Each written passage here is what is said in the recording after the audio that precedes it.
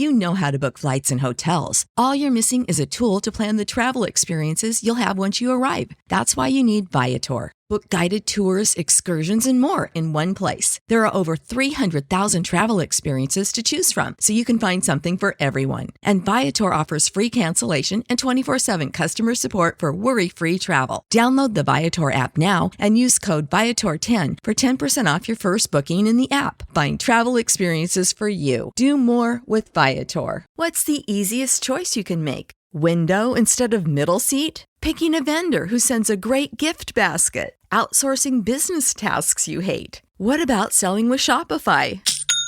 Whether you're selling a little or a lot, Shopify helps you do your thing, however you cha-ching. Shopify is the global commerce platform that helps you sell at every stage of your business. From the launch your online shop stage to the first real-life store stage, all the way to the did we just hit a million orders stage. Shopify's there to help you grow. Whether you're selling scented soap or offering outdoor outfits, Shopify helps you sell. Wherever and whatever you're selling, Shopify's got you covered. Sign up for a $1 per month trial period at shopify.com/try. Go to shopify.com/try now to grow your business, no matter what stage you're in. Shopify.com/try.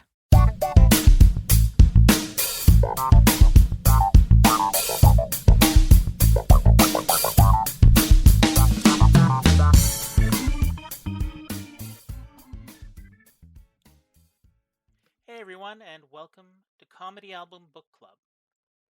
We're still getting used to not having Jason around, and this month we are doing another interview. This time we have an interview with Toronto comedian Joe Vu. Joe Vu has performed at the Winnipeg Comedy Festival, appeared on CBC's Debaters, and taken the stage at Just for Laughs. I met Joe while he was recording another podcast, Tracy Hamilton's Love is Everywhere, which I highly recommend. Joe and I got to talking about the mechanics of comedy, and I knew I wanted to have him on the show. As well as performing, Joe has done several videos on YouTube about the process and industry of comedy, and has released his own album, First Generation Comedian, which we touch on during the conversation. Stay safe, everyone, and enjoy our conversation with Joe Vu.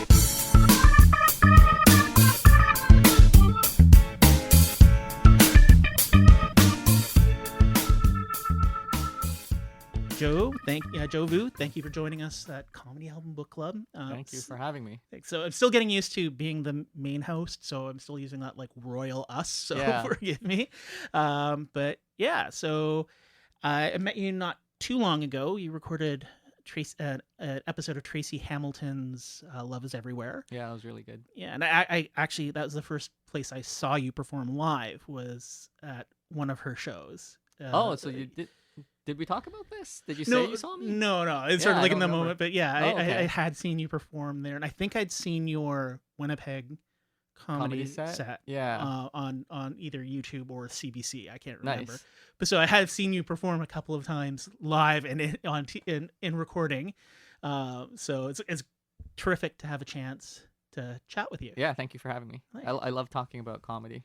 Yeah, it's one of those things that, you know, I mean, the comedy album book club is, we do a lot of old comedy albums and stuff, which makes it a little bit like kind of almost like forensics like in a way, because like some stuff like we did an evening with Mike Nichols and Elaine May was our first album, and that stands up, no problem. Yeah. But we did the Carnegie Hall album for Lenny Bruce, and I mean, as much as he's influenced comedy, that does not hold up. Yeah. But once you start evaluating it within context, it's like, oh, okay, this is what he's doing. So it's like, it's the math and science of comedy that makes it interesting. So when you say it doesn't hold up, do you mean like it's not funny, or do you mean like the societal norms and like the A bit of column A and column B. It's because like just the way we've communicated has changed. We've moved, because with him, he was definitely like an ally to the gay community before there was a gay community. Yeah. He was an ally to people of color. He was an ally to sex workers, because like he grew up in a burlesque house kind of thing. So he was definitely an ally, but the language he used Oh, okay. just as like in our modern palate was like, oh no. Yeah. It's like watching Archie Bunker and All in Right. the Family, where it's like, oh, Archie's a monster, and it's like, yes, that's the point. And with Lenny Bruce, he was using his intellect to try to like just flip the script for a lot of people, because he mixed idiom and intellectualism, like local idioms and intellectualism, in a way that's like, oh, keeps you off balance. Yeah. But as a modern listener, it's like, oh, this just doesn't click, kind of Interesting. thing. Yeah. So and there's a lot of stuff was like that. I mean, there's quite a few albums where it's just, oh, you gotta like put your mind in the right context, and then it's like, okay, this makes sense. I mean, another one we did was the Smothers Brothers. I can't remember the entire title, but there's their Purple Onion. So there's a club in San Francisco which is a folk club primarily, but a lot of comedians performed there. Like Robin Williams was one of the people who performed there, and it's like their comedy is very much of that 1960s folk era, where comedy and folk and just the underground music scene were sort of all the same scene for that like decade or half decade, where it was all sort of mixing together. And outside of that context, it's like, why are they singing basically a straight folk song on this comedy album? That's Kind of strange. thing. Yeah, I didn't know that. Yeah, so it's just dissecting that Yeah. and put its context, and that comes back to that science. Like a joke now, it in 20 years, is it going to be funny? I don't know. Like Yeah. some might be, some probably won't be, and that's what we live talking about here. Cool. kind of Cool. thing. Yeah. Yeah. So when I reached out to you, instead of an album, you'd mentioned Blake Snyder's Save the Cat. So how did that influence your comedy? Yeah. Well, did you get a chance to? Look Yeah, at it? yeah. Yeah. So I don't know. I like to mix a lot of my different background into stand-up comedy and film writing and script writing. I feel like it has a natural fit once you start doing longer sets. hmm Like when you have a short set, you can do whatever. But when you have a longer one, I feel like you have to start telling a story. Yeah. And if you're telling a story, you should really look to screenwriting. hmm So Save the Cat, for the listeners who haven't read it, the premise of Saving the Cat is that if you introduce a character at the beginning of the movie, if you get them to do something nice that endears the audience, they'll empathize with that person and they'll like them and be along for the ride. So Save the Cat could be like literally have your character save a cat, hmm amongst other things. So I applied that to my stand-up, where it's like, you ever notice when you're telling jokes to friends, it's so much easier. It's because they're already endeared to you. Yeah. Right. Amongst other reasons, like you could do inside jokes and stuff like that because you have a history. But they like you a lot. People who like you will laugh at your jokes more and Yeah. like are easier on you. So if you can introduce them to the Save the Cat idea, then the rest of your set's gonna be so much easier. So by doing the way I did that was like, you could do it by self-deprecating things, or you could tell a story where you did an action that would get them to endear you to you. Yeah. Tell a story, you save the cat or something like that. Yeah. In your album First Generation Comedian, there's a moment in Ottawa Hot, the tail end, where there's like an awe from the audience, like it's like, oh, this audience is clearly on your side. Yeah. And it feels like that early work that you put in at the beginning with the self-deprecatory Yeah. kind of stuff is like where you build They're- that bond that if you right. just launched straight into that, Yeah. it wouldn't have been there. Like Yeah. Yeah, totally. My whole album is structured specifically, a certain way, like self-deprecating at the beginning, showing like my weaknesses, Mhm. how I need to improve as a person, and then by the end showing some success, showing some character growth, just like in the movie. Yeah. Yeah. And it's like, it's interesting because like you've got three different periods in there, like of your comedy work, Mhm. and it's like, if you really listen to it, it's like, oh, I can hear the difference, but the way you've woven them together, Yeah.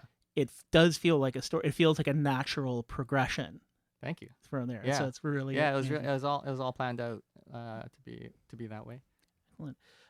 Now you're working on a new album, right? Yeah, well, once you have this one out, you you kind of start working on a new one, but it's hard because it's like this one took like almost 8 years to make, right? And then now I'm going and doing sets where I don't have solid jokes anymore, and you start doubting your writing ability. Will I ever write a funny joke as I did before? And Yeah. it's hard. So then you just basically, to help your ego a little bit, you mix in some old stuff with your new stuff, so it's not all terrible. Yeah.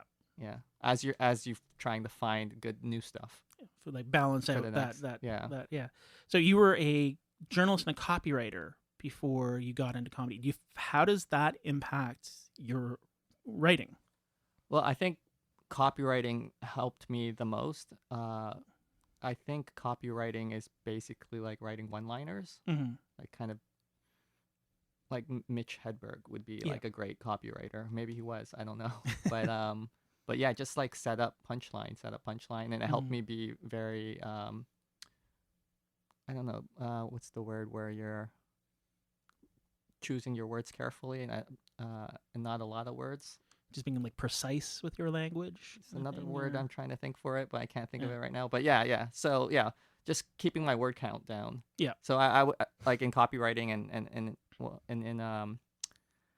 joke writing, I'll have a thing where I'll look over my joke, and I'll imaginary pay myself $20 for every word I can take out. Cool. And then you end up taking out a lot of words, and then you're like, I didn't actually really need those words in there. So just finding the shortest way to say things to Yeah. people. That's something I've been struggling with. I started doing stand up and just like open mics and the Yeah. Second City courses. And like we'll have you're given 5 minutes and the rule of thumb is, 100 words per minute is Yeah. about where it says it. And I'm like, I can never get it down to 500 words. Like it's just, Yeah. I struggle so hard. And it's like, okay, am I wed to a concept or is it, Yeah. or am I wed to certain words? And that's my battle. And it's actually way better than it used to be. Like when Yeah. I was writing sketches, I'd write like 9-page treatments on a sketch that should be like 3 pages. I was gonna say, do you come from improv or sketch background? Uh, uh, Because I find like, especially improvisers, the word count is a lot higher than Yeah. if you only did stand up. Yeah, I started with because we started this podcast about a little over 2 years ago, and Jason, who was the old host, is an actor and formerly and he still does sketch comedy and a bit of stand up from time to time, but primarily an actor and sketch comedian.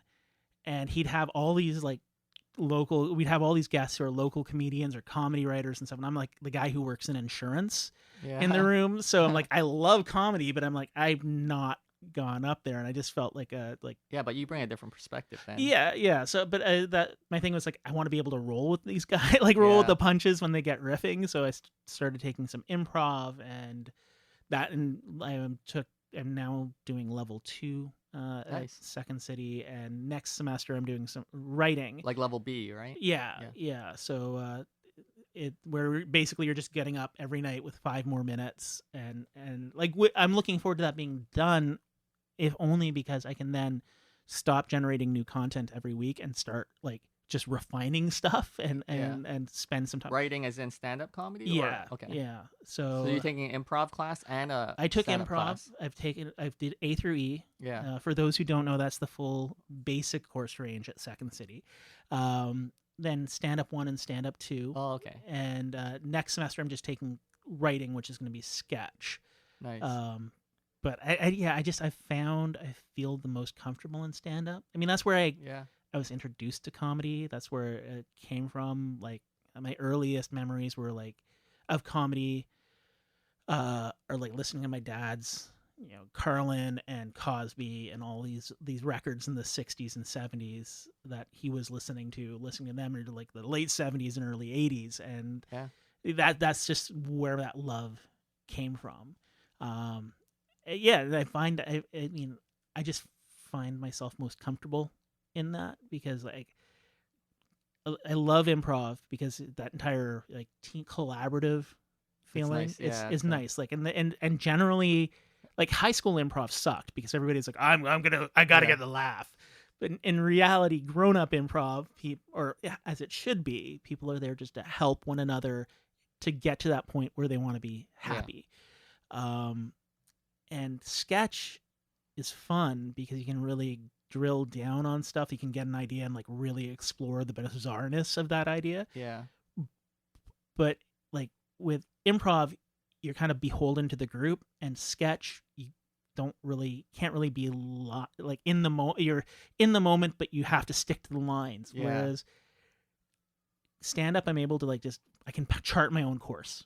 It's And- kind of like an in between the two then of improv and sketch. Yeah, it's like the right? best of both worlds. Yeah, it's like you plan some stuff, but if you want to go off course, you're allowed to also. Yeah, and like sometimes you'll just be in the moment and a tag comes to you like right there, Yeah. and you can try it out, and if it gets a laugh, it gets a laugh. If not, you're like, oh, okay, don't do that again, or wait for a different Yeah. room and see if it works there. I think there's something that happens to our brains while we're on stage and we get a vibe for the audience. Yeah. That we can think of this tag that we would never think of just sitting at home. You Yes. know? And Yeah.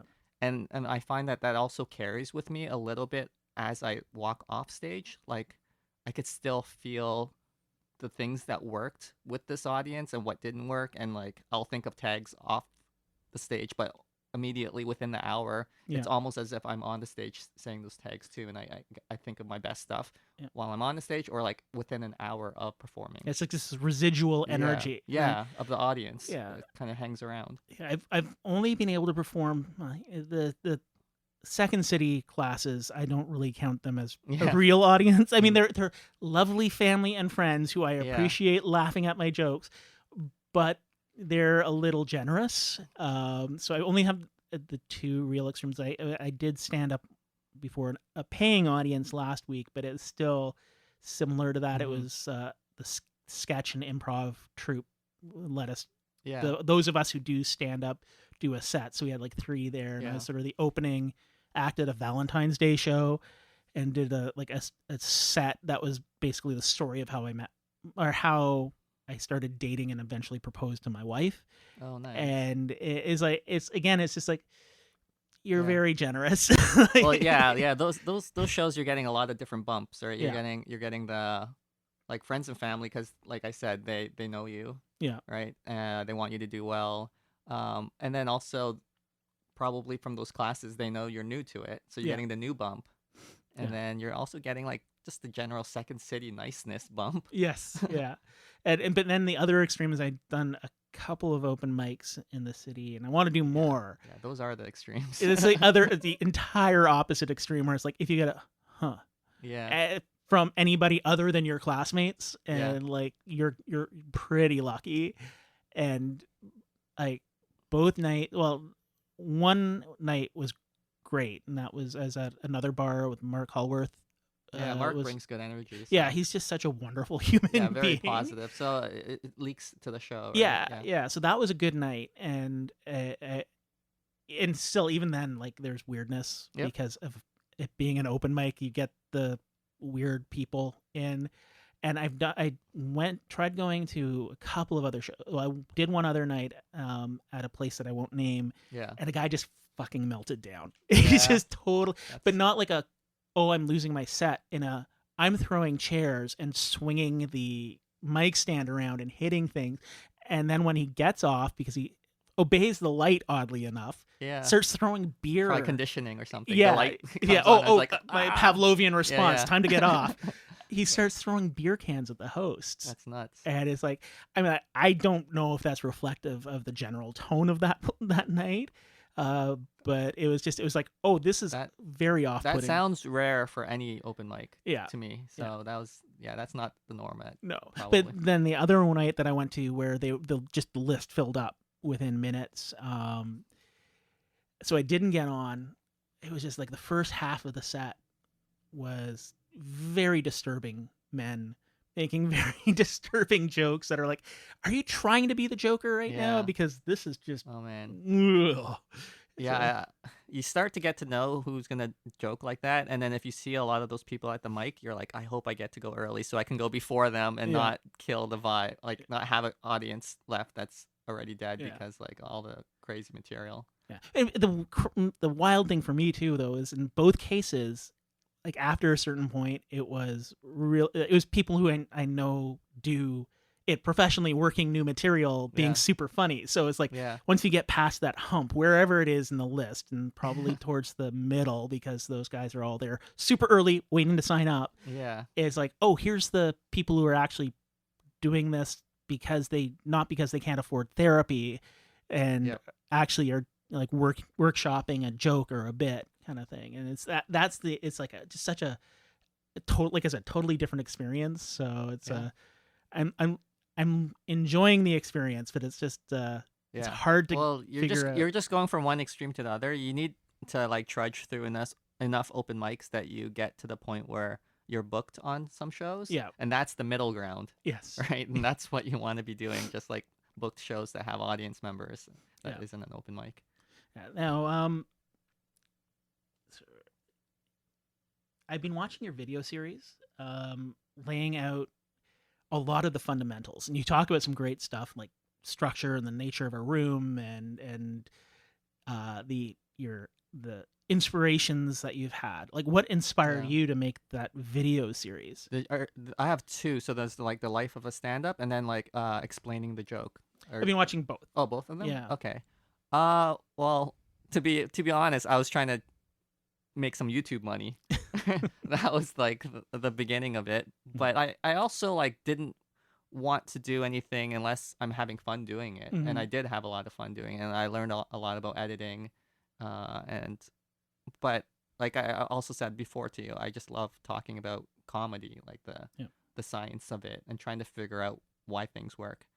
Because I've always been a planner, and that's why I wasn't great with improv, because I was in my head too much. Yeah. But stand-up, you can be in your head before you get on stage. Yeah. Being in your head on stage is not great, but like I like to kind of minimize the number of times I bomb, whatever way it can be. So like trying to figure out the science of a joke helps them. Yeah. Now, talking about that science, I mean, so there's sort of two factors. There's the science of the room and the Yeah. science of the joke. For people who are maybe not as familiar, why don't we start with the joke? Like how, like, because there's like trying to find the pace, like that magic pace of like, okay, here's where I need to hit the beats. Mm-hmm. Like, what goes into that? Is there like a method that you use, or is it just like natural at this point? You know, like when I write a joke, I try not to think about any of the science stuff because there's too many things and too many rules to think about, and then you'll just not be able to write anything at all. Mm-hmm. So I'll just write the joke out, and then afterwards, after the joke is done, then you go back to it and you try to plus it up by making sure you leave enough pauses before punchlines. There's varying like sentences to keep things interesting. Where is this? What kind of joke is this? Is this going to be an opening joke? Is this going to be later in your set? Like, there's so many factors that you start to think of after you write the joke, and that's my process, I guess. Yeah. Cool. Yeah. And now, what about like these? For example, like I performed at like the SoCap on the second floor, which Yeah. is a weird space because it's high ceilings, but it's still kind of dark and still kind of intimate because it's kind of narrow, so people are still Mm-hmm. cramped in. Versus something like the two rooms at Comedy Bar, where like the cabaret room, which is very tight, but the ceilings I still feel a bit higher there than in the main room, where it feels like that really low ceiling kind of experience. And then at like open mics where it's just like giant freaking rooms with like no aesthetic or thought to what would make it a good space. There's so many things to what jokes will work where. So like you were talking about the size of the room, right? Like if you're in a small intimate space versus if you're doing like, not that any of us would do it like a stadium or something or a concert hall. Generally you would have like higher energy and be more big, right? Because if you're just this quiet tiny little person in this big stadium, it's not gonna translate well. So naturally, like if I was taping an album, I wouldn't want to do like some huge concert hall or something, or something, a big space or high ceilings. Like we could just even narrow it down to like high ceilings or not. I'd want to do it in a tight space because my comedy works better in a smaller room with a tight group of people. There's did you watch My Name is Dolomite on Netflix. No, the Eddie Murphy. The Eddie Murphy. It's really good. And one thing I noticed about that, because it's a real guy who basically worked his way up as a stand-up, Yeah. and then got into like these sort of very silly Shaft-like movies. But like he found this character after sort of doing very typical stuff, and he found this character that was a unique voice that he really brought to life. But his first album he recorded in his like living room. Yeah. So he got like 30 people in and was serving them booze, and it's this really tight space, and there's like him right in front of his bed with a jazz band gathered around him playing in the background. And is that like, it's a contagiousness of laughs. It's like he knew that he needed people to be all together Yeah. and in that room. And it's like, you know, when you're sitting next to somebody who's laughing, it makes you more inclined to laugh. Yeah. Like, because sometimes it'll be just like, oh, that's funny. But if somebody's going, ha ha ha, That's you're gonna join in. that's the whole idea of like laugh tracks. Yeah. Right. The science behind why it worked before, until people are too savvy now and can pick up on it and think it's cheap. Yeah. Yeah. But laughter, begets laughter. And it's like that.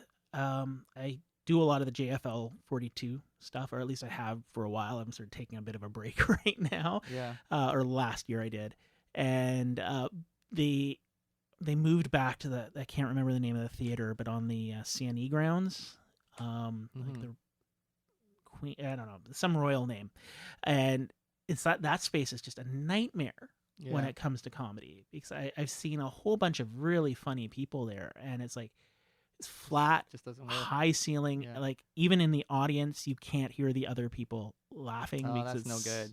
It's just like so spread out, and the acoustics are good for hearing from the stage, but it's designed Yeah. in such a way that it's sort of hushed.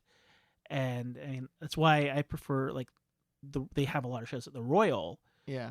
which is like a movie theater, but that seems more inclined to a better show Yeah. than this big theater with just sucks up the sound. Yeah.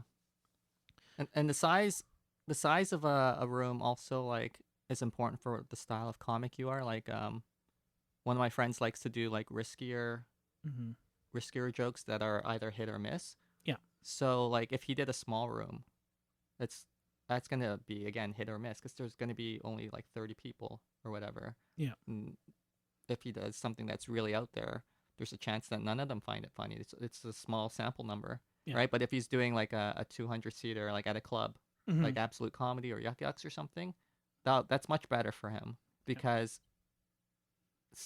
at least like 5 or 6 people will start to laugh at it. Right. That'll be their sense of humor, and that will hearing that laugh will lighten other people, and then they have verification that he's, that's an okay joke. But if there's no one laughing, then it's hard to get off the ground. Yeah. Right. So like you need like kindling for the fire, kind of thing. Yeah, so with the sheer number of people, there's going to be some kindle.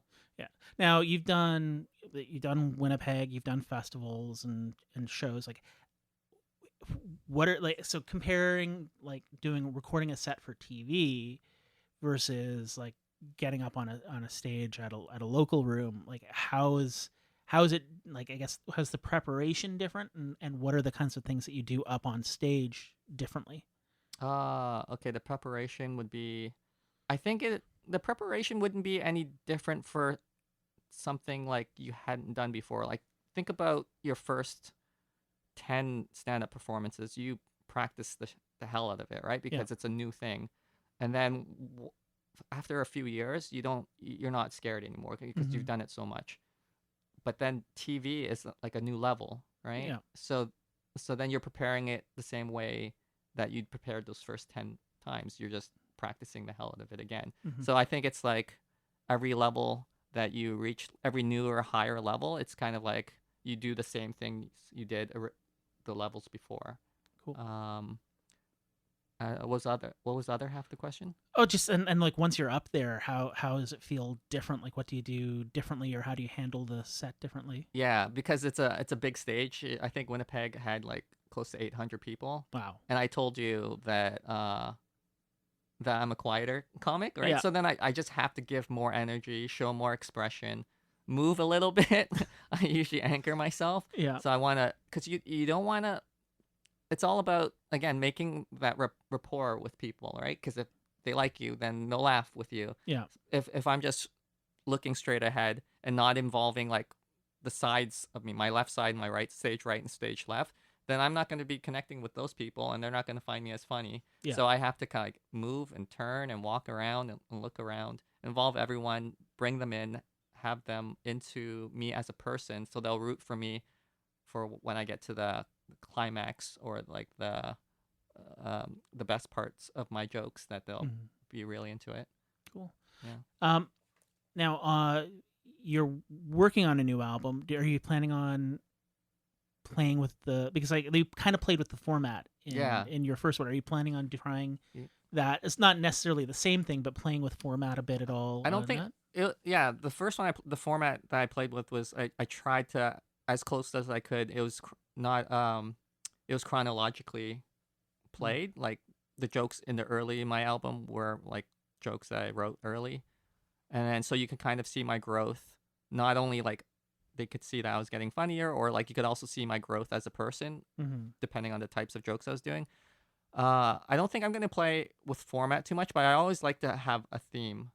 So I think I'm going to do some sort of roots or like Vietnam travel and kind of theme, because I am planning, because I feel like good writing comes from experience. I am planning to go back and live in Vietnam for at least like 3 months. Oh, wow. I feel like that's going to help me like have a new perspective on things, see my roots a bit better, and like have a ton of material maybe. And so my next album would be Vietnam focused. You thought of maybe trying to do comedy in Vietnam? I think I will too. There is a burgeoning scene.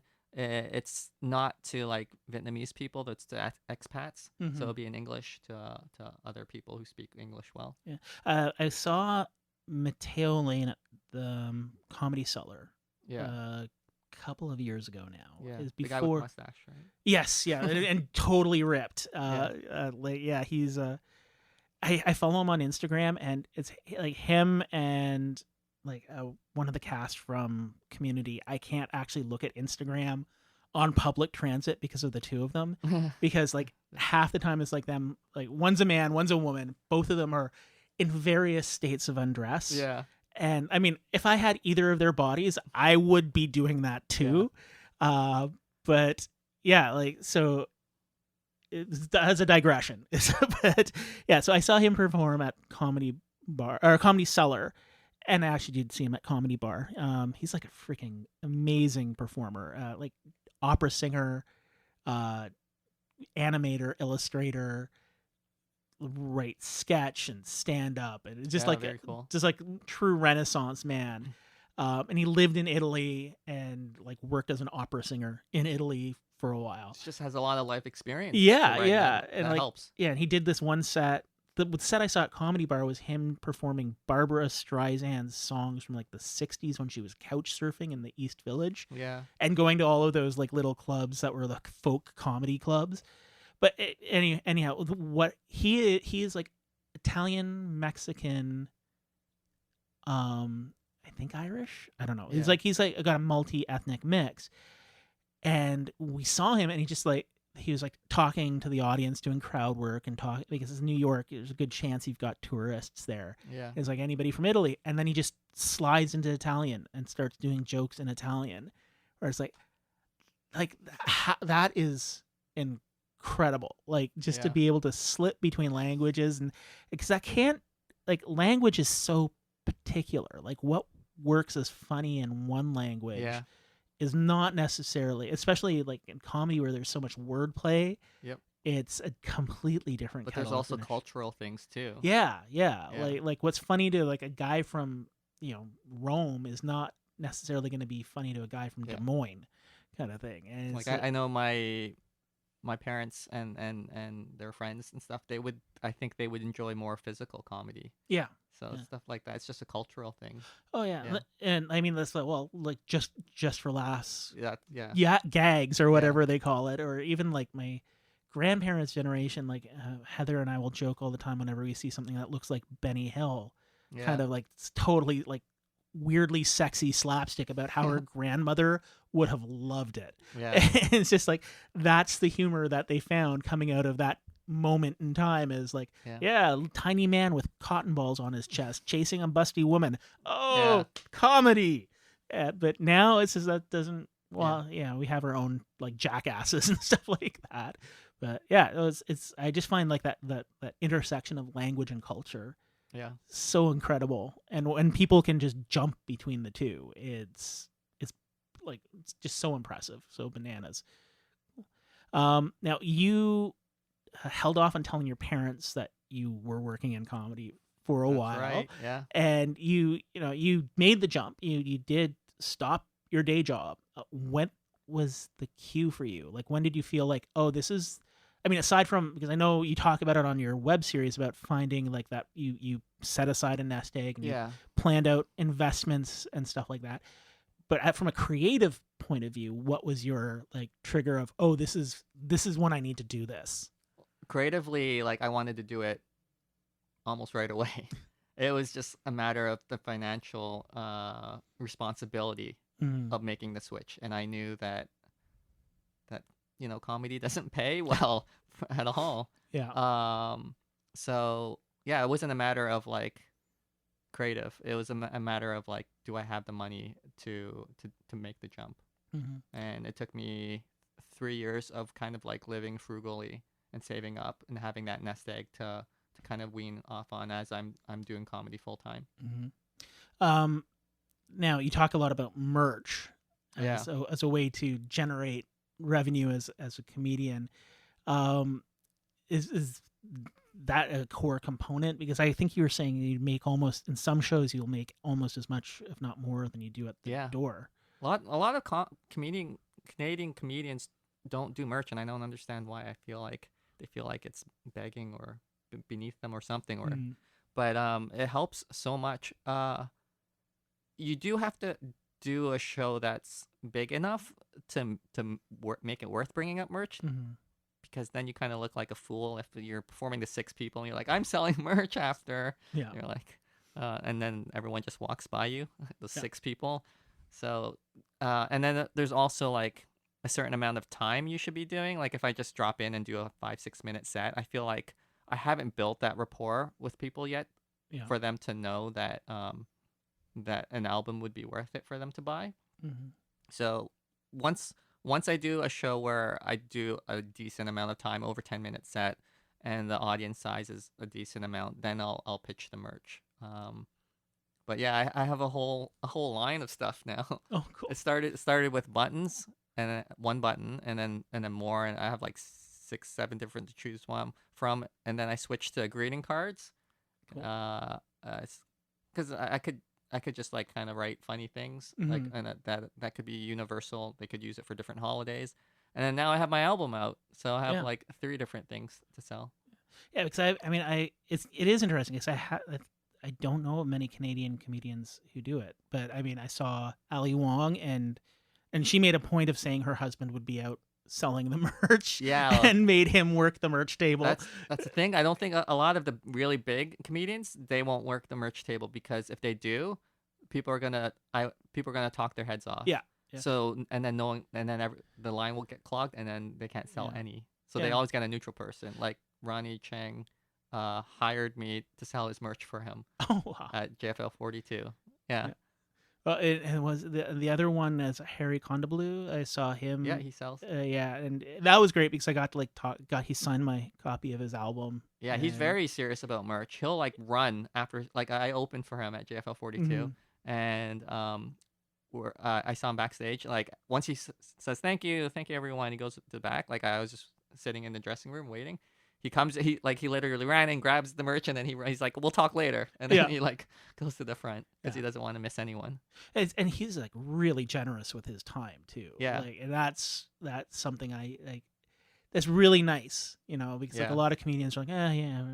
So you bought merch and you talked to him, or I did bought you merch and I talked to him and Yeah, got him. you were at a line clogger. Well, I was just talking for a about. couple of seconds, I was like, Okay. hey, big fan. Yeah. I really love Okay, that. Matthew. Because I saw his the Apu special Yeah. that he did, and I was like, that was an amazing special. Thanks, like, because I do recognize, like, I don't want to be that guy who's like stick clogging up the line. And I always Yeah. feel awkward about that too. I still remember when I was in the university, first year university, I went to Ryerson, Yeah. and Tori Amos, because I'm like one of those like proto emo goth kids. Nice. I'm like, oh, Tori Amos is coming, and she was playing Massey Hall. Yeah. So I lurked backstage with about 20 other fans before she got there. So we lined up at like 3 p.m. because like, oh, it's university, fuck class. Yeah. I'm gonna line up to like, and I didn't. I was just like, I just gave her my grandfather was a classical composer, and I gave her a copy of his music. Yeah. And Sweet. and she's like, oh, do you want an autograph? I'm like, no, I just wanted to pass that along. Thank you.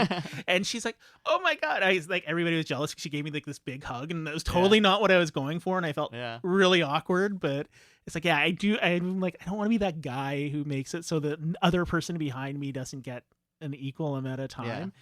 But yeah, I mean, he like, Hari is just a nice person who is willing to spend time with his fans, and it's nice to, and that's something I find comedians are more willing to do in a lot of ways. Like they're like a musician, like they disappear, kind of thing. But No, I'm very surprised about it actually. Like, so many times a big-ish name headliner will be like, "Oh, I'm just gonna, if you guys want to have a chat, I'm just hanging out, having a drink later. Come say hi." Or something. You don't hear that often, like to say hi to the lead singer or something. Yeah. And I think it's like, it's because I think comedy is all about these connections. It's about so you have people who are like, I want to make a connection with people. Yeah. So they're more prone or willing to spend some time and talk with people. Yeah. It's funny. I'm also sure it's probably because a lot of them want to get laid too. That- Whereas like yeah. the lead singer of a rock band has no problems with that. Where the headliner of some show is like, oh man, I need to get laid tonight. I'm having a drink. Come say hi. Especially if you're good looking. Yeah. Oh, but it's like, oh, Jim Jeffries used to have a lot of bits about like crazy sex escapades that he would get up to, and I'm like, this is just sounding a little bit desperate. Like the guys that I knew who talked a lot like this about sex did not actually have all this sex. It's like, oh yeah, I'm like, oh, I'm getting it. Oh yeah, and He's it's just like, trying to show off his value, or like peacocking. Exactly. And he's still funny as hell, but it's just like, I'm a little bit skeptical right now. Yeah.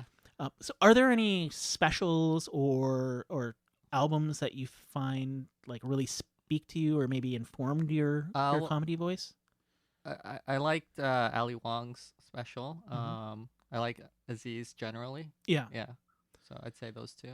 Yeah. Like, did you see? I mean, you probably did see the special he did after the sort of controversy. Aziz? Yeah, I watched it. Yeah. I thought it was like, I thought that was really powerful in that it was like it addressed things head on and it took he ownership. talks about things. He talks about it, and it's like people are like, "Oh, there's no patent." I'm like, "Yes, there is. Look at Aziz. Like, it's not the scale of some of the other horrible people who came out at the same time. Yeah, but it's like it's declaring ownership over things and being honest and not abdicating. And it was, I don't want to say endearing, but it was like it was refreshing to see somebody talk about, how they fucked up and how they're sorry, and then say, and this isn't about me, this is about them. Yeah, and respect the person that I hurt. Well, if I ever did anything similar to him, I would. That's how I would want to handle it. Yeah. In my stand up. Yeah, and it's like like I hate to even say the name, but Louis C.K. being so in the news now. Yeah. With his like it was 9 months before he started like, I'm going to take a step back and reflect. It's like, that's less time between, like, it's not even the time you take in a break between the seasons of your TV show. Yeah. You already are back on the circuit. And it's like, and then I think his first set back, there was a leak of it, and he totally dissed Asian guys about our dicks somehow. Like, it was like low hanging. Yeah, it was very low hanging fruit, and it's like genitalia. Yeah, it's like hack material. Yeah, where it's just like, what is he doing? And it was, and I don't know.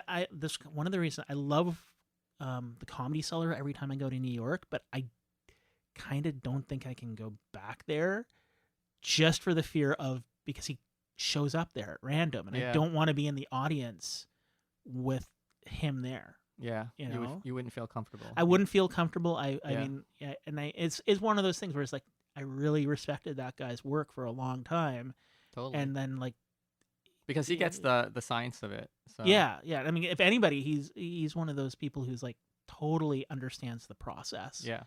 And he's able to take material that has no right being funny Mm-hmm. and makes it resonate in such a way where it's revelatory in a lot of ways. It's like Yeah. it's like Archie Bunker. He was doing a stand-up Archie Bunker Yeah. kind of thing. And yeah, so it's like I don't want to be in the comedy cellar, arms crossed, like, and I don't even want to be the guy who's walking out. So I'm just like, oh, there's Caroline's or something else Yeah. in New York I can go to, or I'll go to one of the like little indie places in Brooklyn or something like that and support like smaller comedians. But Yeah. yeah, it's weird because it's like I can't imagine like having, I don't know, having to live in constant fear of like those other women, those women who are professionals. Like, is he going to be on the bill with me? Mm-hmm. Yeah.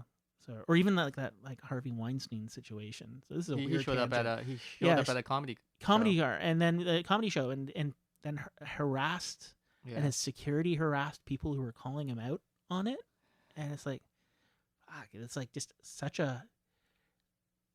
It's like Yeah. I don't know, like being at the tier that I am at. I'm like I just meet nice people, and so it's like Yeah. I can't understand how toxic some people can be in comedy. Yeah. People with less morals often can get to the top easier. So there's more Yeah. of them up top too, because they don't care about stepping on other people or doing things to other people. Yeah. So Yeah. So sorry, that was a very strange Oh, no, tangent to go no. down. But yeah, no, Aziz, I loved his Yeah. his latest special just because it was honest, and there's ownership too. Like as a bigger guy, some of the stuff he said about his nephew was like, yeah. ouch. And he's like, man, I said a lot of fucked up shit. I am truly sorry for, Yeah. and it did lasting damage to people I love, and which is something that not many comedians acknowledge in their Yeah. material. I think really good comedians are good at being self-aware, so that Yeah. he's able to recognize things that he did helps him Yeah. be better.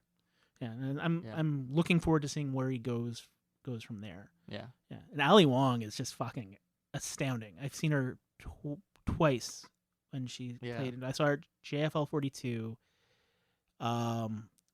The night after she recorded her special, so there was a sign because they might have been doing pickups or something from the stage or something like that for the special. Like you might be on this, but So she was pregnant. so yeah, so that Yeah. was when she was pregnant, and then I saw the second time when she came back and she was pregnant again. Yeah. And I was like, okay, is this a bit or is Yeah. she actually pregnant? No, Yeah, no, yeah. no, she was really pregnant Yeah, a yeah. second You time. thought she might pull out a pillow or something? and be Yeah, like, yeah, "Just exactly. I kidding?" just didn't know what she didn't address it Yeah. in at all, which is even better because if she was Yeah. like off the top or even waited to the end, but she just left that like, was that a Yeah. bit? I don't know. kind of If thing. she ever gets accidentally or on purpose pregnant again, she'll for sure release another album, Yeah, right? She just yeah. she just has to by this point. Yeah, and I first saw her on At Midnight. Yeah. And which is like it's always a weird because they write for the comedian and they've got comedy writers like on staff Mhm. who are stand-ups. Yeah. So it's like it's not really their voice, but it is because they contribute and they sort of like it's a lot more scripted than it seems. But from the get-go, I was like, she's just charming Yeah. in a really hyper aggressive way. But it's like it's a charming hyper aggressive, just like this Yeah. intense energy Very that expressive. yeah, and it's very honest. Yeah. Like when she makes a joke, it's just like it's what she thinks, and you're either along for the ride. The or you're filter not. is off, and she's also very entertaining. yes, yeah. So Like, and there's some like going back to like an open mic that I went to. There's some people who are like filter is off, and it's but just they're like not entertaining. that's not Yeah, funny. Just yeah. because you're like being crass up there. Yeah. Like her natural self is funny. She took off the filter. You don't want to see some people's natural self Yeah. when they take off that filter. Yeah, exactly. But So hers you do. yeah, Yeah. and she's just a joy to watch. So one last question. Yeah, It's shoot. an important one. What animal would your comedy be? Oh wow. That's a hard one. I did stand up as an animal before. Okay. There was this comic in the scene called Dan Curtis Thompson. Do you know who Mhm. that is? Yeah, he does. His show's called well, it's not running anymore, but I don't know what the name of it. But the idea behind it was that you had to embody an animal, and then do your comedy in it. And I picked the turtle. Okay. I feel like I'm very similar in that I like to hide in my shell when things get scary. I'm also very slow and kind of like steady. But I don't know if my stand up is like a turtle, because that's the question, right? Not like Yeah, so who am I as a you- person or a yeah. who am I as a comedian, but who is my comedy Yeah. as an animal? It's maybe an owl. Okay. Thoughtful They're and very trying to be wise. wise. Yeah, Yeah. but a dirty owl that's willing to Like a barn owl, not like one of those great horned owls or yeah, something. Yeah. it's not so majestic. It'll like maybe sleep around with some other owls and stuff like that too. It's a seedy owl. Yeah. Perfect. So if people wanted to find you, where could they Like to find see me you on- perform, you mean? see you or perform, like, find you online? yeah. Well, I don't know. It'll probably be too late when this gets put out, but I'm at Absolute all this week hosting. But you'll find me at Absolute Comedy a bunch of times. I'll do sets there a lot. Comedy bars, a pretty big hangout, but I also do a lot of shows at the John Candy Box Center at Second City. Online, like you said, you talked about. I have 2 YouTube series. If you're interested in comedy, like I do deep dives into the science behind it and also like the life of a stand-up. There's a lot of videos of me just floating around YouTube and Facebook. One video went viral, got 8 million views. Oh wow! Yeah, so Did you get any YouTube money for that one? it was on Facebook. Oh, So, that's yeah. the bane of YouTube money. Is like Yep. everybody's like looking at things on Facebook now, so it doesn't get monetized. It sucked. Yeah, and it was a CBC video, so if it did, they would get the money. But I did get a lot of fans through it, and then I tried to funnel that to my YouTube videos. Yeah, that helps. Yeah, but because it went viral, I started getting fans, and then that's why I was like, maybe I can try to funnel my Facebook fans into YouTube, and then I can make all these YouTube videos, and I did. I said I'd go at it for a year, and if it didn't take off, because it was taking a bunch of time to produce it and edit and all that, then I wouldn't continue with it anymore. And it didn't kill, so I was like, I'm gonna focus on like stand up and trying to get into writers' rooms and stuff like that. Awesome. Right. Well, thanks very much. This is awesome.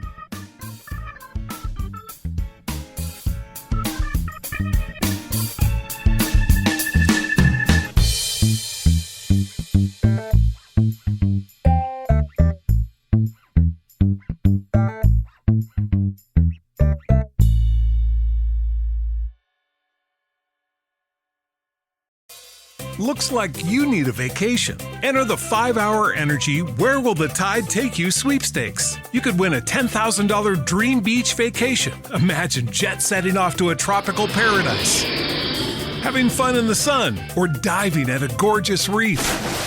It's up to you. No purchase necessary. Go to 5HETide.com for official rules and to enter. That's 5HETide.com. Enter today. Ends June 30th, 2024.